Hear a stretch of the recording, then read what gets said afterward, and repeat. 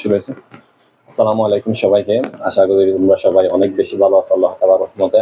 আজকে আমরা যে টপিকটা নিয়ে আলোচনা করতে আসছি তা হচ্ছে অ্যাসিড সংক্রান্ত। অর্থাৎ আমরা অ্যাসিডের ফুল ডিটেইলস সম্পর্কে আলোচনা করব আজকে ইনশাআল্লাহ।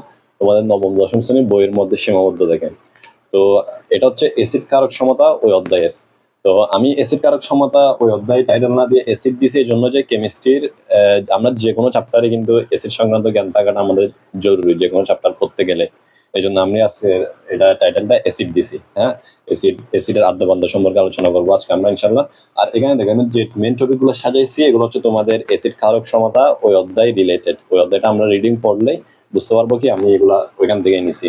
আর আমাদের অফলাইন ক্লাসে কিন্তু এটা শেষের দিকে তোমরা বলছিলে যে এটার একটা যদি রেকর্ডেড ক্লাসের ব্যবস্থা করা হয়তো শুরুর থেকে, মানে একটু রিক্যাপটা ভালো হইতো আর কি, আবার রিভিশনটা একটু ভালো হইতো ক্লাসে। এই জন্য আমি আজকে মানে অল্প সময়ের মধ্যে ডিউরেশনটা খুব অল্প রেখে মানে অ্যাসিড সম্পর্কে আলোচনা করার ট্রাই করবো।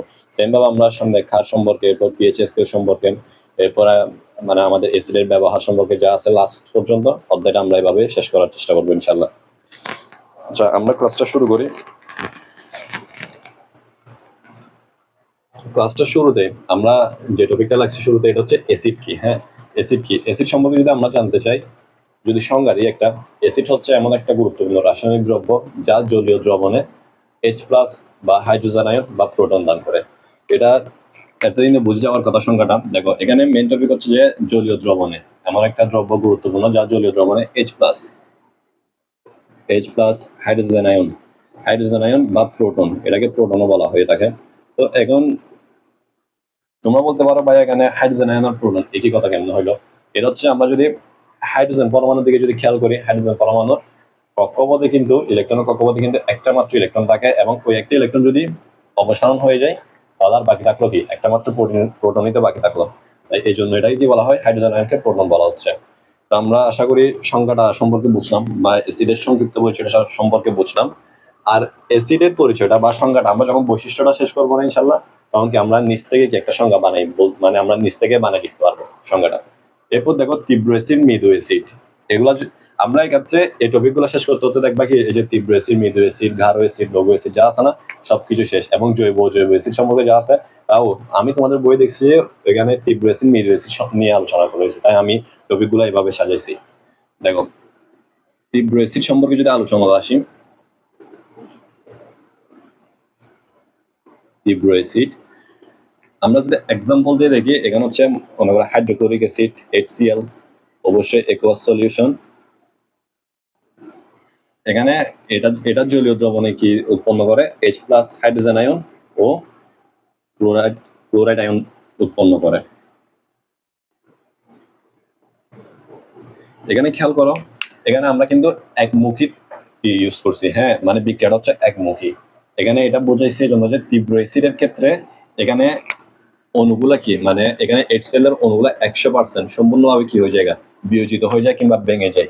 যেটা আমরা মৃদু অ্যাসিডের ব্যাপারে দেখবো কি ওই সময় কিন্তু এটা ঘটে না, ওই সময় খুব অল্প পরিমাণে কিংবা সম্পূর্ণটা কি হয় না, বিয়োজিত হয় না। হ্যাঁ, তো এরপর যদি আমরা আরেকটা যদি এক্সাম্পল দিই, যেমন H2SO4, এটা হচ্ছে কি সেম ভাবে এটা একমুখী বিক্রিয়া হবে। এটা দেখো এটা হচ্ছে জলীয় দ্রবণে H+ ও সালফেট আয়ন উৎপন্ন করে।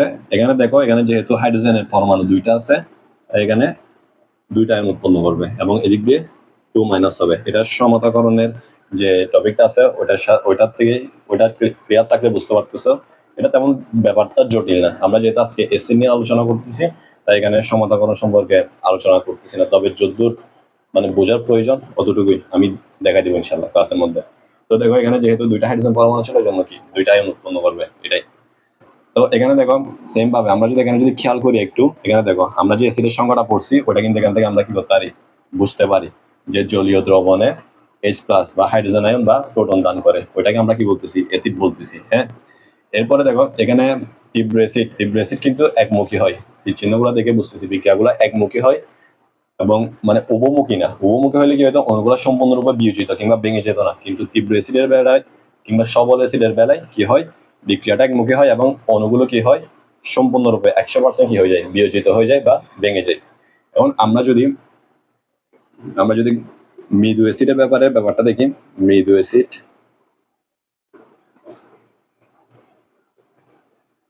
অ্যাসিডের ক্ষেত্রে যদি আমরা এটা দেখি, আমাদের খুবই পরিচিত একটা অ্যাসিড, কার্বনিক অ্যাসিড H2CO3, যেটা কোমল পানীয়তে থাকে।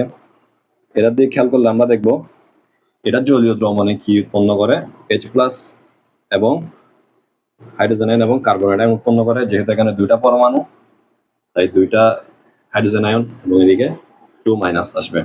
অবশ্যই এগুলা কি জলীয় দ্রবণে সবগুলাই।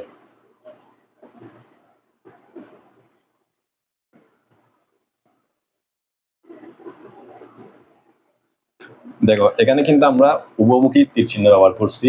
এটাতে বোঝানো হচ্ছে কি এখানে সম্পূর্ণরূপে বিয়োজিত হচ্ছে না, বা অণুগুলো সম্পূর্ণরূপে কি হচ্ছে না, কার্বনিক অ্যাসিডের অণুগুলো সম্পূর্ণরূপে ভেঙে যাচ্ছে না। আমরা যদি ইথানোয়িক অ্যাসিড, যেটা ভিনেগারে পাওয়া যায়, CH3COOH, এটার ক্ষেত্রে দেখলে ব্যাপারটা আরো ভালোভাবে বুঝতে পারবো। এখানে কি কি উৎপন্ন হয়, হাইড্রোজেন আয়ন এবং CH3COO-, হচ্ছে ইথানোয়েট বলতে পারি আমরা। দেখো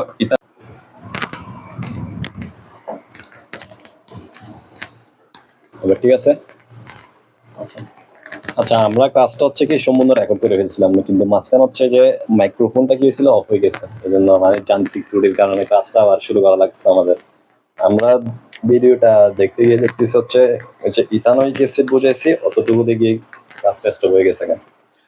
তো আচ্ছা শুরু করি। আমরা ছিলাম কই, ইথানোয়িক অ্যাসিডের ব্যাপার ছিল CH3COOH, এটা পানিতে H+ হাইড্রোজেন আয়ন ও CH3COO- ইথানয়েট হাইড্রোজেন আয়ন ও ইথানয়েট আয়ন উৎপন্ন করে। এখন দেখো এখানে যেটা আমরা বোঝার চেষ্টা করছিলাম যে উভমুখী বিক্রিয়া ব্যাপারটা, এখানে কিন্তু অণুগুলো সম্পূর্ণরূপে বিয়োজিত হয়ে যায় না। হ্যাঁ, এই জন্য এখানে যদি এক্সাম্পলটা আমরা দেখি, এটা হচ্ছে 25°C তাপমাত্রায় 25°C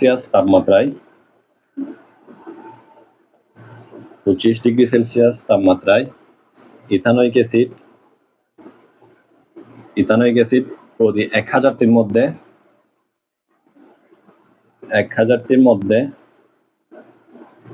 4টি মাত্র অণু কি হয়, বিয়োজিত হয়। 4টি মাত্র অণু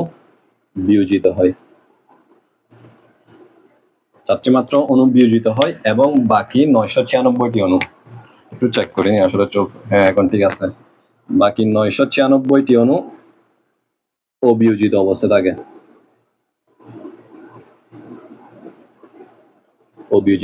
থাকে। তো এখানে দেখো আমরা যখন তীব্র অ্যাসিড বা সবল অ্যাসিড করছিলাম তখন দেখছিলাম কি 100% কিন্তু কি হয়ে যায়, বিয়োজিত হয়ে যায়, হ্যাঁ, কিংবা ভেঙে যায়।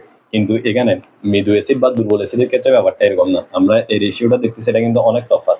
হ্যাঁ, তো এই জন্য এগুলোকে কি বলা হয়, মৃদু অ্যাসিড বা দুর্বল অ্যাসিড। হ্যাঁ, আর যেটা লঘু অ্যাসিড আর গাঢ় অ্যাসিডের যে ব্যাপারটা আছে, ওইটা হচ্ছে যে জলীয় দ্রবণে অবশ্যই পানি আর অ্যাসিডের মধ্যে যদি অ্যাসিডের পরিমাণটা যখন বেশি থাকবে, ওইটাকে আমরা কি বলি, গাঢ় অ্যাসিড বলে থাকি।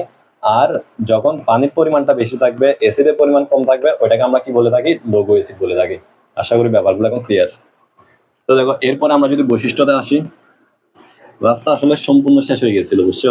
কারণ হঠাৎ করে দেখি যে পরে গিয়ে এখানে গেছি, এখানে গিয়ে জাস্ট আমার মুখ চলতেছে কিন্তু ওরকম ভয়েসটা আসতেছে না, মানে এটা অফ হয়ে গেছিল, হয়তো চার্জ শেষ হয়ে গেছিল মাইক্রোফোনে। তো এখানে দেখো বৈশিষ্ট্যগুলো কিন্তু ইম্পর্টেন্ট। হ্যাঁ, এগুলা যেমন আমাদের এমসিকিউ আর জ্ঞানমূলকের জন্য ইম্পর্টেন্ট, পাশাপাশি হচ্ছে কি আমাদের কোনো একটা মনে করো HCl একটা অ্যাসিড প্রমাণ করো, এই টাইপের যে প্রশ্নগুলো আছে না, এগুলোর জন্য ইম্পর্টেন্ট আসে। তো এখন দেখো বৈশিষ্ট্য যদি আমরা আসি, বৈশিষ্ট্য বা ধর্মাবলী,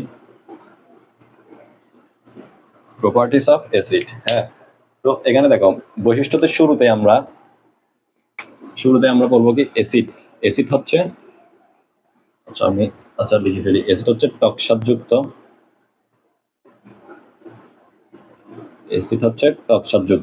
এটা গেল একটা। এরপর দেখো যেমন আমরা এক্সাম্পল হিসেবে দিতে পারি, তেঁতুলে কি থাকে, টার্টারিক অ্যাসিড থাকে। তেঁতুলের মধ্যে টার্টারিক অ্যাসিড, যেমন তেঁতুলে টার্টারিক অ্যাসিড থাকে।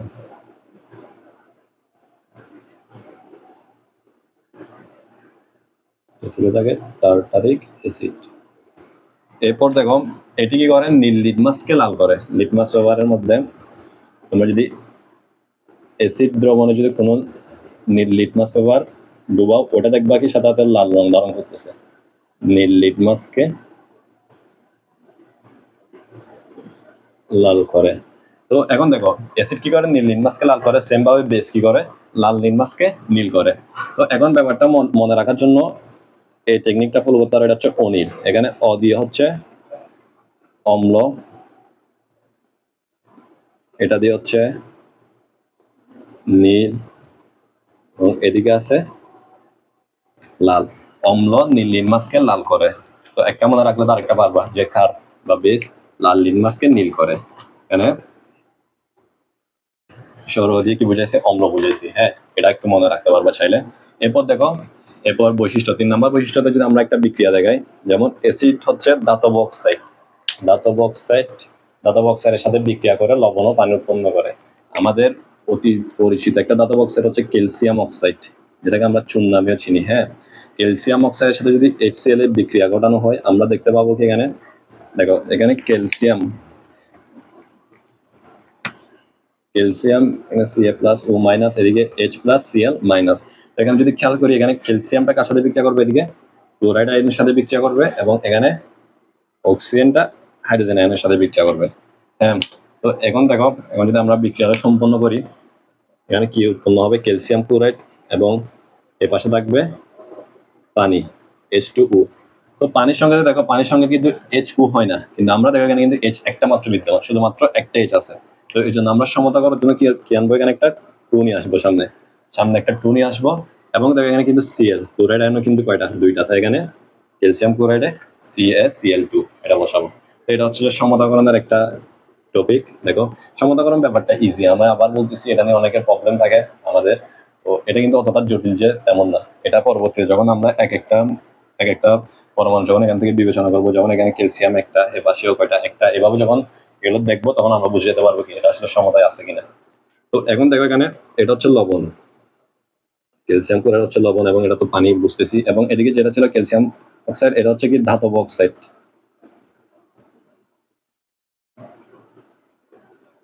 ধাতব অক্সাইড। তো এটার সাথে কিন্তু রিলেটেড আরেকটা কথা আমরা আমাদের আশা করি মনে আসছে, যে ক্ষার ও অ্যাসিডের বিক্রিয়া কি উৎপন্ন হয়, লবণ ও পানি উৎপন্ন হয়। এটা তো আশা করি মনে আছে, এবং এটা তোমরা প্রশমন বিক্রিয়াতে দেখতে পারো। তো এখান থেকে ধাতব অক্সাইড যেগুলো আছে, এগুলো হচ্ছে এক প্রকার ক্ষার। হ্যাঁ, এগুলো হচ্ছে ক্ষারই। তো এই জন্য কি উৎপন্ন হয়, লবণ ও পানি উৎপন্ন হয় এখান থেকে। এরপর দেখো আমরা যদি আরেকটা এক্সাম্পল দেখি, সক্রিয় ধাতু, সক্রিয় ধাতুর সাথে বিক্রিয়া করে, অ্যাসিড সক্রিয় ধাতুর সাথে বিক্রিয়া করে লবণ ও হাইড্রোজেন গ্যাস উৎপন্ন করে। তো সক্রিয় ধাতু হিসেবে যদি আমরা সোডিয়ামকে নিই, এবং এ পাশে যদি আবার যদি HCl নিই, হাইড্রোক্লোরিক অ্যাসিড নিই, আমরা দেখব কি এখান থেকে সোডিয়াম ক্লোরাইড উৎপন্ন হচ্ছে, প্লাস H2 হচ্ছে মূলত কি গ্যাস। বাট দেখো সমতাকরণ আসলে এখানে কিন্তু H দুইটা এবং হাইড্রোজেন দুইটা, এবং এদিকে কি একটা মাত্র আছে। এখানে যদি আমরা 2 নিয়ে আসি সামনে, আবার এদিকে দেখো এখানে কিন্তু আমরা চাইলে Cl2 বসাতে পারি না, কারণ সোডিয়াম ক্লোরাইডের সঙ্গে কিন্তু NaCl2 হয় না। তো এই জন্য আমরা কি করতেছি, এই যে সোডিয়ামের সামনে কি নিয়ে আসছে, একটা 2 নিয়ে আসছি, এবং এখানে 2NaCl, এবং কিন্তু কি ব্যাপারটা বিক্রিয়াটা সমতায় আছে। বুঝলাম ব্যাপারটা? তো এখানে দেখো এটা ছিল কি সক্রিয় ধাতু, এটা ছিল সক্রিয় ধাতু, সক্রিয় ধাতুর সাথে অ্যাসিড বিক্রিয়া করে লবণ ও হাইড্রোজেন গ্যাস। এবং এখানে যে সোডিয়াম ক্লোরাইড উৎপন্ন হয়েছে, এটা কিন্তু খাদ্য লবণ, হাইড্রোজেন গ্যাস উৎপন্ন করে, হাইড্রোজেন গ্যাস উৎপন্ন করে। তো এখান থেকে চাইলে কি আমরা শুরুতে যে বলছিলাম অ্যাসিডের সংজ্ঞাটা আমরা চাইলে যখন বৈশিষ্ট্য পড়ে ফেলবো, তখন আমরা নিচ থেকে দিতে পারবো। এটা এখন এটা একটু চেক করে নিই। হ্যাঁ, এখন ঠিক আছে। এটা দেখো, এটা চাইলে আমরা এখান থেকে কিন্তু দিতে পারবো সংজ্ঞাটা।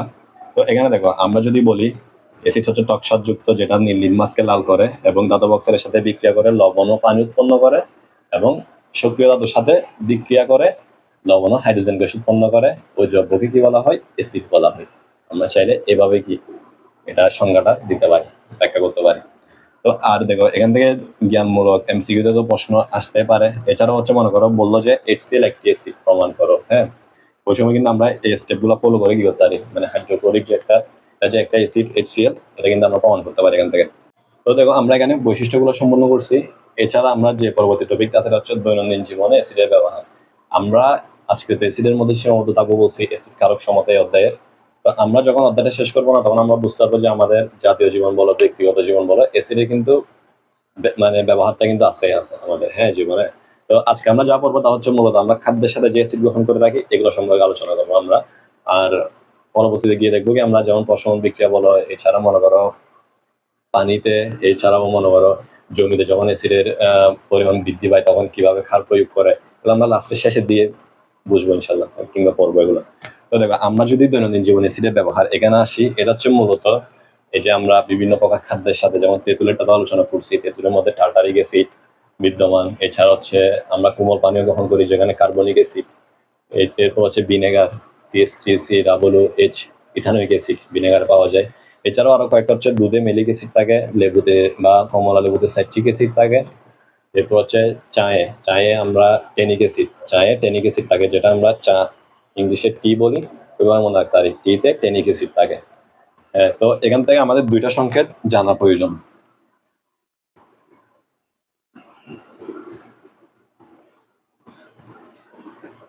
এখান থেকে দুইটা সংকেত জানা প্রয়োজন, যেমন কোমল পানীয়তে বিদ্যমান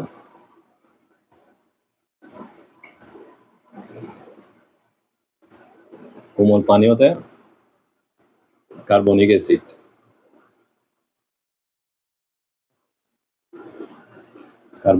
যার সঙ্গে হচ্ছে H2CO3, এবং আরেকটা হচ্ছে যে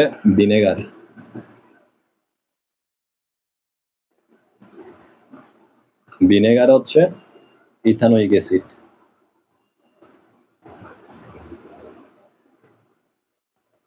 ইথানোয়িক অ্যাসিডের সঙ্গে হচ্ছে CH3COOH, এটা হচ্ছে কি ইথানোয়িক অ্যাসিডের সংকেত।